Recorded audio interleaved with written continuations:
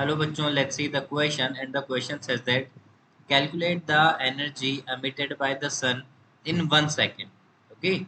Also estimate the mass of the sun that is converted to energy in 1 second. Here we have the solar constant value 1.4 into 10 to the power 3 watt per meter square. The distance between the earth and the sun is 1.4 into 10 to the power 11 meter, and the velocity of the light is 3 into 10 to the power 8 meter per second. देखिए बच्चों, अपन को क्या calculate करना है, जरा देखिए। Here we have to calculate the energy emitted by the sun in 1 second.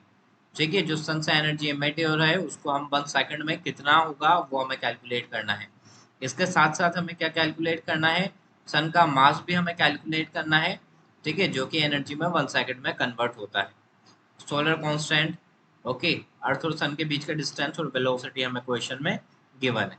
Okay, चलिए बच्चों बात करते हैं हम यहाँ पर इसके सॉल्यूशन की। और सॉल्यूशन में बच्चों सबसे पहले key concept. Okay, so what should be the key concept here. देखिए बच्चों, की कंसेप्ट में यहाँ लिख रहा हूँ that energy emitted by the sun, the energy emitted by the sun in 1 second, in 1 second divided by the area. Okay, so this energy emitted by the sun in 1 second, that can be write down as a power divided by area. So that is the key concept here बच्चों। यही की concept है और इसे ही के हमको use करके आगे चलना है। चलिए बच्चों बात करते हैं आगे। देखिएगा, तो ये चीज़ हमें पता लग गई कि यहाँ पर जो हमारे पास फॉर्मूला आएगा, ठीक है, energy emitted by the sun in 1 second are divided by area, जिसको हम लिख सकते हैं पावर डिवाइडेड बाय एरिया। ठीक है, ये हमें देगा सोलर कांस्टेंट का वैल्यू। ठीक है, किसके बराबर है बच्चों, ये सोलर कांस्टेंट। तो सोलर कांस्टेंट क्या होगा, पी अपॉन एरिया। चलिए अब यहाँ से बात करते हैं सोलर कांस्टेंट को। बच्चों मैं यहाँ पर एस से रिप्रेजेंट करूंगा, तो आप लोग इस चीज़ का ध्यान रखें। तो S इक्वल्स टू पावर को मैं P लिखूंगा। यहाँ पर एरिया क्या होगा, area should be equals to 4 pi r square. Okay, देखिएगा बच्चों किस तरह से मैं यहाँ पर एरिया बता रहा हूँ।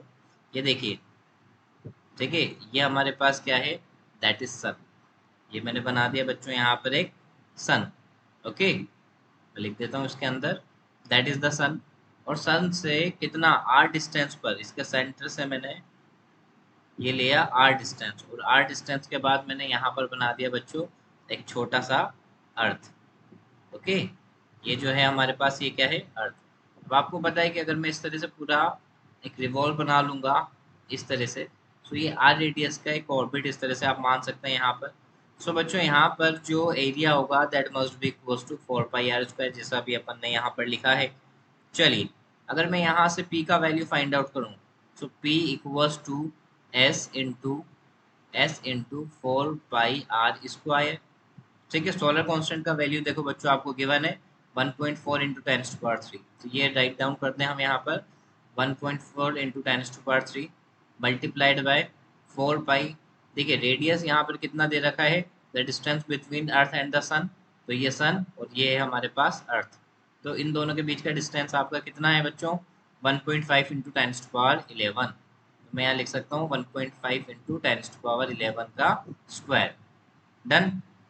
आगे देखिए, पी हमें यहाँ पर फाइंड आउट करना है, तो इसको जब हम कैलकुलेट करेंगे बच्चों तो हमारे पास क्या आएगा, 39.58, ओके, इंटू 10⁻25 जूल पर सेकेंड। ओके, तो ये हमारे पास यहाँ पर पावर का वैल्यू बच्चों आ चुका है। ठीक है, आगे बात करते हैं। अब आगे हमें यहाँ पर क्या निकालना है, देखिए, estimate the mass of the sun that is converted to energy. ठीक है, यहाँ पर एक रिलेशन है मास का और एनर्जी का। तो आइंस्टाइन का मास एनर्जी रिलेशन बच्चों क्या होता है, that is E equals to mc², that is mass energy relation. तो इस रिलेशन को बच्चों हम यहाँ पर यूज कर सकते हैं। देखिए यहाँ पर एनर्जी है, तो इसको मैं क्या लिखूंगा, यहाँ पर मैं इसको लिखूंगा एनर्जी पर यूनिट टाइम, जिससे मैं यहाँ पर इसको पावर बना लूँ। ओके, मास को भी यहाँ पर मास पर यूनिट टाइम लिख सकते हैं, मल्टीप्लाइड बाय c² बच्चों अपन इसको लिख देंगे। ओके, अब आगे देखिए बच्चों, इसको किस तरह से और मॉडिफाइड किया जा सकता है। तो मैं यहाँ पर ये जो एनर्जी पर यूनिट टाइम है इसको P लिख दूँ। ओके, सो किस तरह से हम लिख सकते हैं यहाँ पर m upon T that must be equals to p upon C square. C का वैल्यू भी हमारे को गिवन है, p का वैल्यू हम यहाँ पर कैलकुलेट कर चुके हैं बच्चों।